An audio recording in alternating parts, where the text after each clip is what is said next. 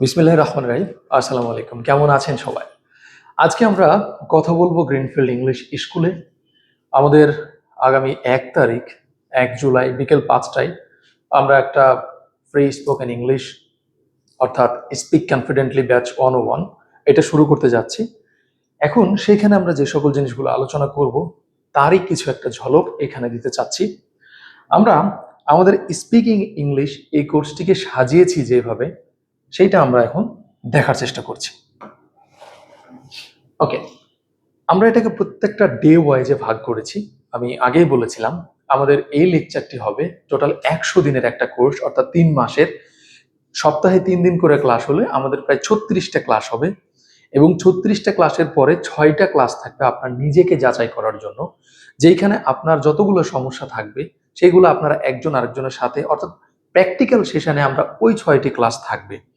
এছাড়াও আপনারা সারা জীবন আমাদের এই যতদিন গ্রিনফিল্ড ইংলিশ থাকবে ততদিন পর্যন্ত এখান থেকে আপনি তথ্য নিতে পারছেন। এবং যারা বাইরে পড়াশোনার জন্য যাবেন তাদের সাথে আমরা চেষ্টা করছি বিভিন্ন যারা এজেন্সি আছে তাদের সাথে লিঙ্ক করে দেওয়ার জন্য। এবং যারা আইএলটিএস করতে চাচ্ছেন, আইএলটিএস তারা কিভাবে করবেন, কোথা থেকে করবেন, এগুলো আমরা সাহায্য করব, সবকিছুই করব। চলেন আমরা প্রথম দিনের কিছু একটা আলোচনা করতে চাচ্ছি। আচ্ছা, একটা জিনিস আমাদেরকে মনে রাখতে হবে, আমরা যখন কথা বলছি আমরা কিন্তু বাংলাতে কথা বলবো না, আমরা হিন্দিতেও কথা বলবো না। সেক্ষেত্রে আমরা যখন একটা মানুষের সঙ্গে কথা শুরু করব সেই সময় আমরা তাকে, যেমন বাংলাতে যেটা হয় দিনের যে কোনো সময়, সকালে আমরা বলতে পারছি আসসালামু আলাইকুম স্যার, আমরা দুপুরেও বলতে পারছি আসসালামু আলাইকুম স্যার। আবার হিন্দুদের ক্ষেত্রে যে কোনো সময় নমস্কার, আদাব এগুলো বলা যায়। কিন্তু ইংরেজি ভাষায় সম্বোধন করার ক্ষেত্রে একটু নিয়ম ফলো করতে হবে। কেন নিয়ম ফলো করতে হবে? কারণ হচ্ছে ইংরেজি ভাষাটা যাদের, অর্থাৎ আমরা ফলো করছি ব্রিটিশদের, ইংল্যান্ডকে ফলো করছি আমরা। এই ইংরেজি ভাষাটা যারা নিয়ে এসেছেন তারা মূলত সময়ের প্রতি অনেক বেশি সচেতন থাকে। সেই কারণে তাদের যে সম্বোধনের ধারণাটা, সকালে দেখা হলে একরকম, বিকেলে একরকম, দুপুরে একরকম। তো আমরা আমাদের প্রথম দিনে এই সম্বোধনটাই শিখব। কেন শিখবো প্রথম দিনে এটা? দেখেন, যে কোনো কিছু যদি আপনাকে শিখতে হয় তাহলে তার শুরু থেকে শিখতে হবে।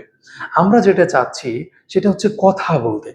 কথা বলতে হলে প্রথমেই যদি একটা মানুষের সঙ্গে দেখা হয় তাহলে কি আমরা বলি যে স্যার কি অবস্থা, আপনার ছেলে কোথায় পড়ছে, যে ভাই কি অবস্থা, আপনার আর্থিকের অবস্থা কি, চাকরিটা কি আছে নাকি গেছে? আমরা কিন্তু এরকম বলি না। প্রথমে আমরা তার সাথে কথা শুরু করতে চাই। কথা শুরু করার সবচাইতে আদব যেটা হচ্ছে, আমাদের ক্ষেত্রে আমরা সালাম দিই। এই সালামটাই আমরা দিব ইংরেজিতে, কারণ কি আমরা ইংরেজি ভাষা শিখছি, ইংরেজিতে কথা বলছি। কিভাবে বলতে পারছি সেইটা আমরা একটু দেখব। দেখেন, ভোরবেলা থেকে দুপুর পর্যন্ত। এখন ইংরেজি ভাষাতে আমি আগেই বললাম সময়ের খুব তারা গুরুত্ব দেয়। সকালে অর্থাৎ ভোরবেলা থেকে দুপুর পর্যন্ত এইটুকু সময়কে আমরা বলছি মর্নিং। Morning, not morning. এখানে আর উচ্চারিত হবে না, এটা হবে মর্নিং। এখন এই মর্নিংকে সকালে যখন বলছেন শুভ সকাল বাবা, তাহলে গুড মর্নিং ফাদার। ফাদার পারতপক্ষে চেষ্টা করবেন আর যদি শেষে থাকে উচ্চারণ না করার, ফাদার। এখন একটা সময় দেখবেন, আমরা জানি যে language is dynamic, language always পরিবর্তনশীল। এখন যখন ল্যাঙ্গুয়েজ পরিবর্তন হচ্ছে, প্রতিনিয়ত প্রোনাউন্সিয়েশনে চেঞ্জ আসছে, একটা সময় আগে যেভাবে কথা বলতাম সেইভাবে আমরা এখন কথা বলি না, অনেক কিছু পরিবর্তন হচ্ছে। ঠিক আছে, এখানে তাহলে সকালে যদি আমার বাবার সঙ্গে কথা বলতে হয়, শুরু করতে হয়, বলবো good morning father, not morning, morning, morning. হ্যাঁ, আরো একটা হচ্ছে, এই যে আমরা মর্নিং বলবো নাকি মর্নিং বলবো, এটা যদি দেখতে চান আমরা এক নজরে একটু দেখে আসি বা শুনে আসি যে এটা কি অ্যাকচুয়ালি মর্নিং হবে নাকি মর্নিং হবে। চলেন, Morning, listen carefully. morning, morning, not morning. Okay, এরপরে যদি দাদুর সঙ্গে দেখা হয় তাহলে আমরা কি বলবো? ইটস গ্র্যান্ড পা, ইটস গ্র্যান্ড পা। দাদুর সাথে দেখা হলে বলবেন গ্র্যান্ড পা। যদি ছেলের সাথে হয় বা ছেলেকে বলতে চান good morning, good morning my son. আমরা এগুলো ধীরে ধীরে শিখবো। তাহলে ভোরবেলা থেকে দুপুর পর্যন্ত আমরা বলছি মর্নিং। এর পরের সময়টুকু আমাদের হয়ে যাচ্ছে বেলা 1টা থেকে 5টা পর্যন্ত। এই বেলা 1টা থেকে 5টা পর্যন্ত আফটারনুন। আচ্ছা, এখানে আরেকটা শব্দ আছে, সেটা হচ্ছে নুন, গুড নুন। গুড নুনটা কখন থাকে? যদি ভর দুপুরে কারোর সঙ্গে আপনার দেখা হয়। দেখা যাচ্ছে যে আমরা প্রথমেই বলেছিলাম, দেখেন এইটা ছিল ভোরবেলা থেকে দুপুর পর্যন্ত। এই দুপুর মানে 12টা পর্যন্ত। 12টা থেকে 1টার মধ্যে যদি থাকে তাহলে সেটাকে আপনার বলবেন গুড নুন। এই গুড নুনের ব্যবহার খুব কম থাকে, এজন্য আমরা এখানে দিচ্ছি না। চাইলে আপনি জানা রাখলেন 12টা থেকে 1টা পর্যন্ত গুড নুন। এরপরে দেখেন বিকেল 1টা থেকে 5টা পর্যন্ত, অর্থাৎ বেলা 1টা থেকে 5টা পর্যন্ত আফটারনুন। বিকেল 5টা থেকে রাত 9টা পর্যন্ত এই পুরোটাই হচ্ছে ইভিনিং। এখন এই পুরোটা ইভিনিং কেন? দেখেন খাওয়া দাওয়া কিন্তু আমরা রাত্রে করি না। ইংরেজদের ভাষ্য মতে তারা খাওয়া দাওয়া করে সন্ধ্যায় 7টা-8টার মধ্যে, তারা খায় নাই। আমরা তো খাইতে খাইতে রাত 12টা বাজাই দিই, কিন্তু ওরা খায় এই খাওয়ার সবটুকু সময়কে তারা ইভিনিং এর মধ্যে কাউন্ট করছে। এই জন্যই তারা বলছে একেবারে এই বিকেল 5টা থেকে নিয়ে রাত 9টা পর্যন্ত তারা বলছে গুড ইভিনিং। এরপরে রাত 9টা থেকে ভোরবেলা পর্যন্ত সম্পূর্ণটাই হচ্ছে গুড নাইট। এই সম্পূর্ণটাই হচ্ছে গুড নাইট। এখন যদি তাই হয়, ধরেন আপনি কারোর সঙ্গে দেখা আপনার হয়ে গেছে অলরেডি, অফিসে আসছেন, অফিসে এসে অলরেডি দেখা হয়ে গেছে, এখন তাহলে তাকে কি বলবেন? দেখেন দিনের যে কোনো সময় আমাদের যেমন আসসালামু আলাইকুম বলতে পারি, ইংরেজদের ক্ষেত্রেও দিনের যে কোনো সময় আপনি বলতে পারবেন যে সকল শব্দগুলা, সেগুলো এখানে দিয়েছি। দিনের যে কোনো সময় বলা যায়। দেখেন আমরা বলছি আজকের মতো তাহলে আসি স্যার, এটা আপনি good day to you sir. দেখা হয়ে গেছে, আপনি চলে যাচ্ছেন বা শেষ করছেন, good day to you sir. এরপরে বলছেন আপনার দিন ভালো কাটুক, have a nice day, have a nice day. তারপরে খেয়াল রাখবেন কাকিমা, টেক কেয়ার আন্টি। এখানে আন্টিও হয় আন্টও হয়, দুইটার মানে একই রকম। আচ্ছা, এরপরে আপনি এই একই কথাগুলো চলে যাওয়ার সময়ও ব্যবহার করছেন। Goodbye children, take care of yourself, এই ধরনের কিছু কথাবার্তা আপনারা বলতে পারছেন। এখন আপনাকে বেশ কিছু জিনিস একটু স্মরণে রাখতে হবে। স্মরণে কি?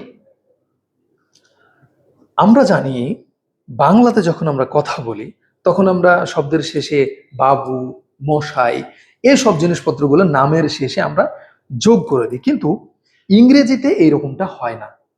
ইংরেজিতে যেটা হয়, মনে করেন আপনি বলছেন কেদারবাবু এসেছেন, মিস্টার কেদারবাবু হ্যাজ কাম, এইরকম সুন্দর করে কিন্তু আপনি বলতে পারবেন। আর একটা জিনিস হচ্ছে ইংরেজিতে, সেটা হচ্ছে বাংলাতে আমরা যেটা করি, তুমি মানে মোটামুটি একটা লেভেল, তুই মানে একেবারেই কম সম্মান, আর আপনি মানে অনেক বেশি সম্মান।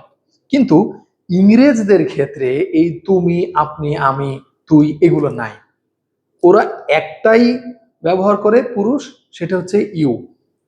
ইউ তারা প্রেসিডেন্টকেও বলে, ইউ তারা বন্ধুকেও বলে। তো এই জিনিসটা আমাদেরকে মনে রাখতে হবে। যেমন আপনি এখানে দেখছেন, যদি বলি কি চাই আপনার, হোয়াট ডু ইউ ওয়ান্ট, কি চাই আপনার, হোয়াট ডু ইউ ওয়ান্ট, আপনার বলেছি। এবার যদি বলি তোর কি চাই, একই, হোয়াট ডু ইউ ওয়ান্ট। ওকে, এই জিনিসটা বলছি। আর একটা জিনিস হচ্ছে যে আমাদের কিছু কিছু আপডেট হয়ে যাচ্ছে আমরা। এই আপডেট হওয়ার কারণে আপনি দেখবেন বেশ কিছু জায়গায় আমাদের কিছু কিছু পরিবর্তন আছে। যেমন গ্র্যান্ডফাদারকে এখন খুব ছোট্ট করে গ্র্যান্ডপা।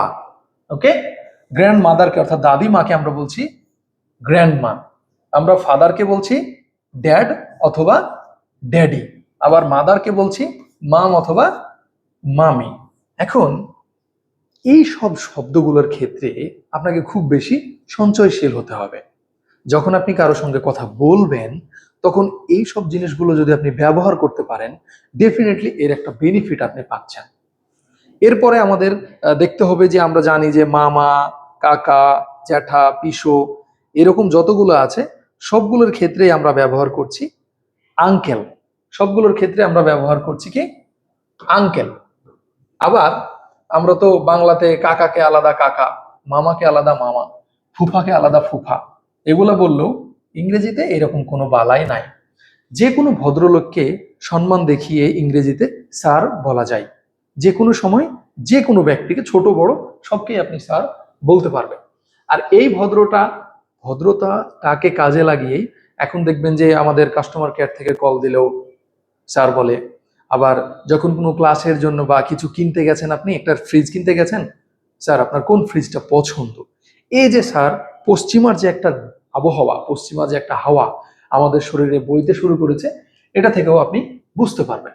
আরেকটা জিনিস হচ্ছে কাজিন শব্দটা নিয়ে আমরা বেশ একটু এলোমেলো হয়ে যাই, যে কাজিন ভাই বলবো নাকি কাজিন বোন বলবো। যেমন যদি আমার মামাতো ভাইকে বলি, সেও কাজিন।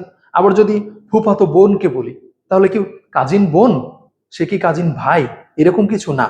কাজিন মানেই সরাসরি ভাই বা বোন। এগুলো আপনাকে কাজিন সিস্টার বা কাজিন ব্রাদার এগুলো বলার দরকার নাই, কারণ কি এগুলা ইংরেজিতে প্রচলন নয়। আমি বারবার বলেছি যে আমরা যেটা নিয়ে কাজ করছি সেইটা হচ্ছে সরাসরি ইংরেজদের রীতিনীতি রেওয়াজ, এইগুলো আমরা শিখব।